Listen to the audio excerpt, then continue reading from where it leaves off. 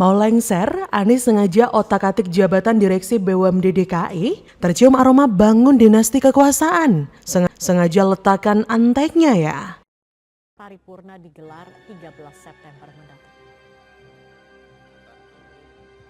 Dalam mengingatkan kita semua bahwa kita merdeka untuk mendapatkan ini kan nanti kan kita kan untuk mekanisme seperti apa kan kita masih nanti kan dijadwalkan secara bamus ya untuk rapat-rapat istilahnya rapat pimpinan gabungan gitu kan. Nah secara khusus kami kan bahwa sampai saat ini pun kita kan masih artinya rapat-rapat secara intensif tentang istilahnya pertanggungjawaban kegiatan di 2021 ya.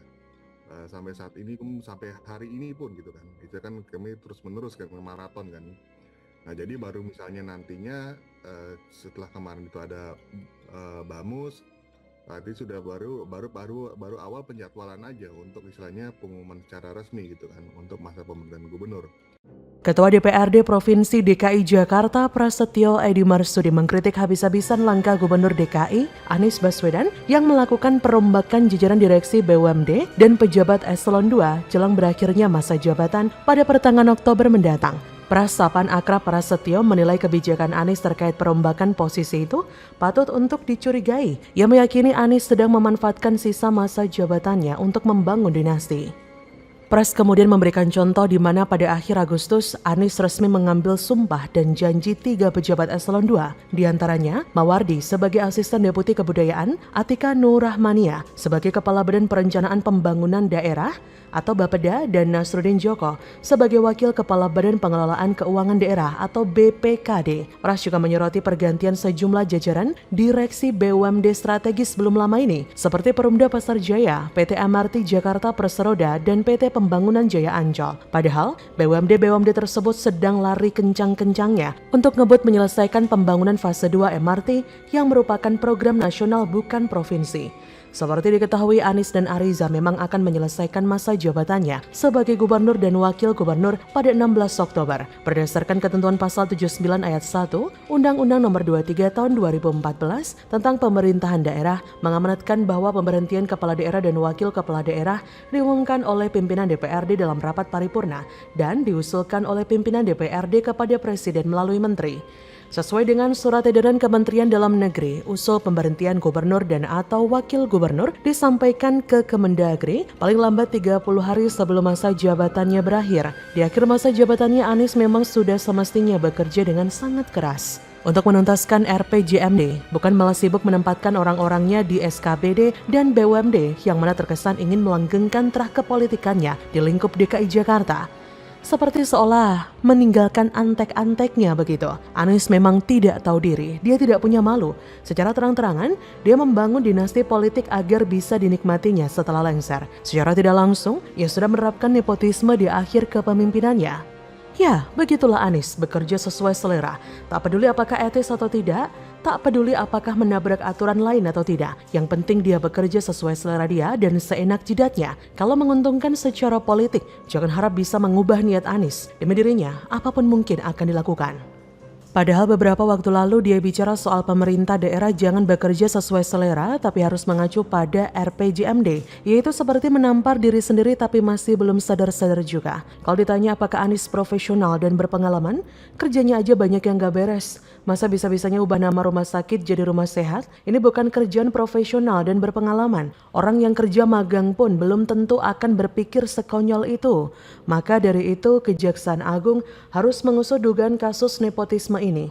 Jangan biarkan bapak politik identitas ini melanggengkan kepemimpinannya. Dan karir politiknya harus dihabisi sesegera mungkin. Jangan sampai dia diusung menjadi calon presiden. Yang jelas Mendagri tidak akan asal-asalan merekomendasikan orang untuk jadi calon PJ gubernur. Beda kayak Anies yang sering asal-asalan bikin kebijakan demi kepentingannya sendiri. Asal-asalan bikin aturan yang menabrak aturan lain sampai bikin banyak orang kerepotan dan kesal. Jangan bandingkan, jauh bedanya. Untung saja Ahok tidak nganggur. Kalau tidak, Ahok jadi PJ Gubernur DKI kan seru banget. Babrak Anies bisalah dibuka satu persatu. Ibarat mengiris bawang selapis demi selapis. Bagaimana menurut Anda?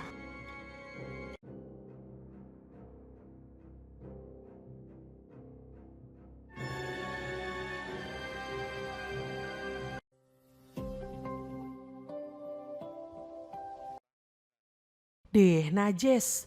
Anies Baswedan hormati proses pemberhentian dirinya sebagai Gubernur DKI. Denis Siregar, lah emang sudah waktunya berhenti. Kok bilang pemberhentian? Emangnya terminal. Sana. Anies pasti kecewa berat.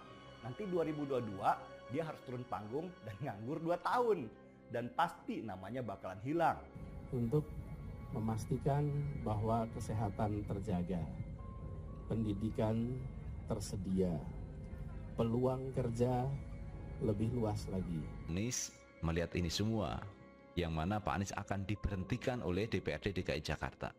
Padahal memang sejatinya Pak Anies memang berhenti di 16 Oktober 2022. Baru-baru ini muncul narasi berita yang memberitakan bahwasanya Anies akan menghormati proses pemberhentian dirinya sebagai Gubernur Jakarta, yang seolah-olah Anies diberhentikan dari jabatannya sebagai gubernur sebelum waktunya. Hal tersebut pun langsung mendapat sentilan dari pegiat media sosial Denis Siregar. Lewat akun Twitter pribadinya, Denny menyebut bahwa Anies memang sudah waktunya berhenti, bukan pemberhentian atau diberhentikan. Denny pun langsung mengibaratkan Anies seperti terminal karena terminal merupakan tempat pemberhentian bus dan angkutan umum. Nah, seperti diketahui, Gubernur DKI Anies akan menghormati proses pemberhentian dirinya sebagai kepala daerah periode 2017-2022 yang sedang berlangsung di DPRD DKI Jakarta. Menurut Anies, proses yang saat ini sedang berjalan haruslah dihormati sebagai bagian dari kegiatan wakil rakyat di Kebon Siri, Jakarta. Sesuai jadwal, masa kepemimpinan Gubernur Anies dan Wakil Gubernur DKI Ahmad Riza Patria berakhir pada 16 Oktober. DPRD DKI menjadwalkan rapat BAMUS untuk membahas pengumuman pemberhentian Gubernur DKI Anies dan Wagubnya periode 2017-2022 pada Selasa 30 Agustus. Kata Ketua DPRD DKI Prasetyo Edi Marsudi, BAMUS DKI nantinya menetapkan jadwal rapat paripurna pengumuman pemberhentian Anies Riza sebagai Gubernur DKI dan Wagub. Selain itu juga menetapkan jadwal paripurna penutupan masa sidang kedua dan pembukaan masa sidang ketiga 2022. Kementerian Dalam Negeri telah menyurati Gubernur dan Ketua DPRD Provinsi Tanah Air terkait masa jabatan Gubernur dan Wakil Gubernurnya yang akan berakhir pada 2022. Berdasarkan pasal 79 ayat 1 Undang-Undang Nomor 23 Tahun 2014 tentang pemerintahan daerah menegaskan bahwa pemberhentian kepala daerah atau wakil kepala daerah diumumkan oleh pimpinan DPRD kepada Presiden melalui Mendagri untuk Gubernur dan Wagub. Adapun usul pemberhentian Gubernur atau Wagub disampaikan kepada Mendagri paling lambat 30 hari sebelum berakhirnya masa jabatan Gubernur atau Wagub. Perlu digarisbawahi, menurut saya apa yang akan diterima Anies di akhir masa jabatannya bukanlah pemberhentian, tapi memang sudah waktunya Anies berhenti.